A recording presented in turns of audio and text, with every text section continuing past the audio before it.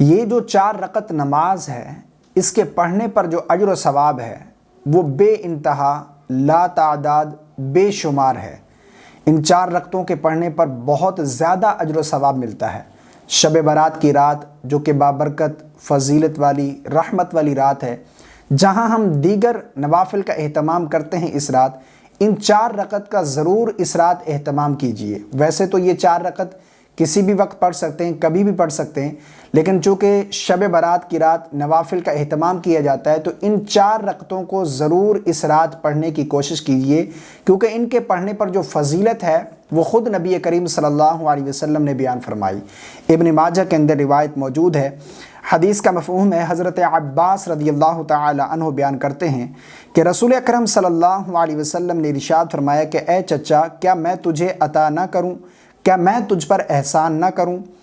کیا میں تجھے کچھ عطا نہ کروں؟ جب تو یہ کرے گا تو اللہ رب العالمین تیرے گناہ بخش دے گا۔ کون سے؟ وہ پہلا ہو، آخری ہو، پرانا ہو، جان بوجھ کر ہو یا پھر غلطی سے ہو، چھوٹا ہو، بڑا ہو، رازداری سے چھپا ہوا ہو یا اعلانیہ ہو، اللہ رب العالمین تیرے تمام گناہ بخش دے گا۔ یہ 4 رکعت پڑھنے کی وجہ سے انسان کے جو پچھلے تمام گناہ ہیں، اللہ رب العالمین ان تمام گناہوں کو بخش دیتا ہے۔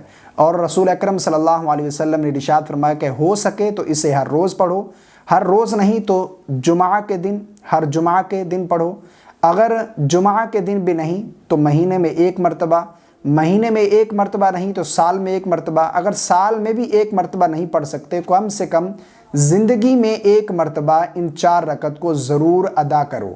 اور ان کے پڑھنے کا طریقہ کیا ہے؟ بالکل آسان ہے، وہ بھی میں یہاں پر عرض کر دیتا ہوں۔ ان کے پڑھنے کا طریقہ یہ ہے کہ سب سے پہلے ہم نیت کریں گے 4 رکعت کی۔ نیت کرتا ہوں میں 4 رکعت نماز نفل صلاۃ التسبیح کی، واسطے اللہ تبارک و تعالیٰ کے، منہ میرا کعبہ شریف کے۔ اس نیت کو اگر دل کے اندر کرنا چاہیں تو اس طریقے سے دل کے اندر بھی نیت کر سکتے ہیں، زبان سے کرنا چاہیں تو یہ مستحب ہے۔ اصل نیت دل کا پختہ ارادہ ہے۔ نیت کرنے کے بعد سب سے پہلے اللہ اکبر کہہ کر ثنا پڑھیں گے۔ ثنا پڑھنے کے بعد اعوذ باللہ، بسم اللہ، سورہ فاتحہ اور سورت ملانے سے پہلے 15 مرتبہ اس تسبیح کو ثنا پڑھنے کے بعد پڑھیں گے۔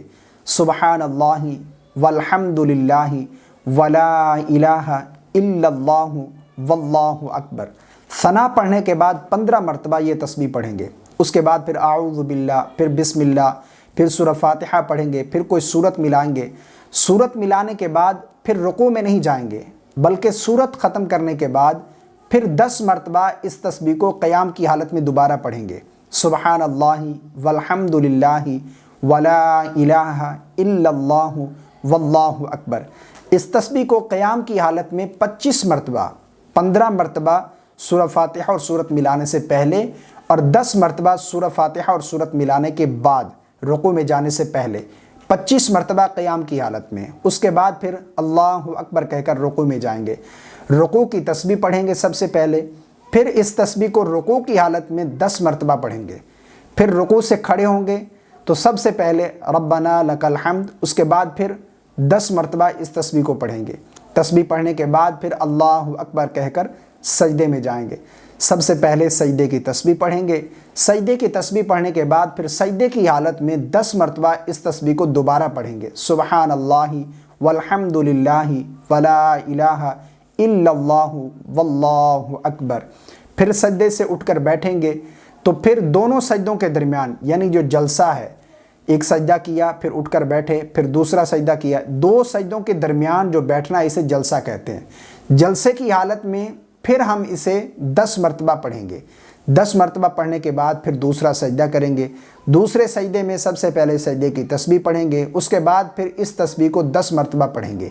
یعنی ایک رکعت میں ٹوٹل 75 مرتبہ اس تسبیح کو پڑھیں گے۔ 75 مرتبہ اس تسبیح کو ایک رکعت میں پڑھیں گے، یعنی 25 مرتبہ قیام کی حالت میں، 15 مرتبہ ہم نے سورہ فاتحہ اور سورت سے پہلے پڑھی، 10 مرتبہ سورہ فاتحہ اور سورت کے بعد پڑھی، 10 مرتبہ رکوع کی حالت میں، 10 مرتبہ رکوع سے کھڑا ہونے کے بعد، 10 مرتبہ ایک سجدے میں، 10 مرتبہ سجدے سے بیٹھنے کے بعد اور 10 مرتبہ سجدے میں جانے کے بعد، یعنی سجدے کی دوسرا سجدہ جب کریں گے تسبیح پڑھنے کے بعد 10 مرتبہ پڑھیں گے تو یہ 75 مرتبہ، یعنی 4 رکعت میں یہ 300 مرتبہ ہو جائے گی۔ 2 رکعت میں 150 مرتبہ اور 4 رکعت میں 300 مرتبہ اس تسبیح کو پڑھیں گے۔ یہ ایک رکعت ہم نے پڑھ لی۔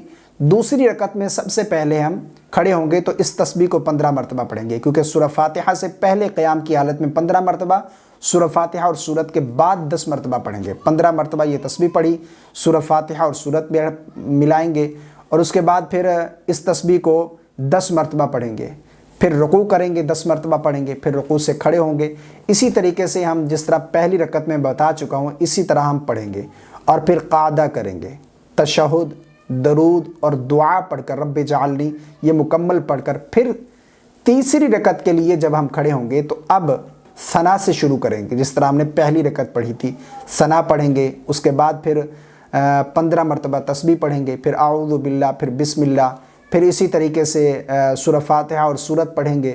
سورت ملانے کے بعد پھر جو ہے ہم 10 مرتبہ اس تسبیح کو پڑھیں گے، یعنی سورہ فاتحہ سے پہلے 15 مرتبہ اور سورہ فاتحہ اور سورت ملانے کے بعد 10 مرتبہ پڑھیں گے، یہ تیسری رکعت میں۔ پھر رکوع اور سجدے میں 10 مرتبہ پڑھیں گے۔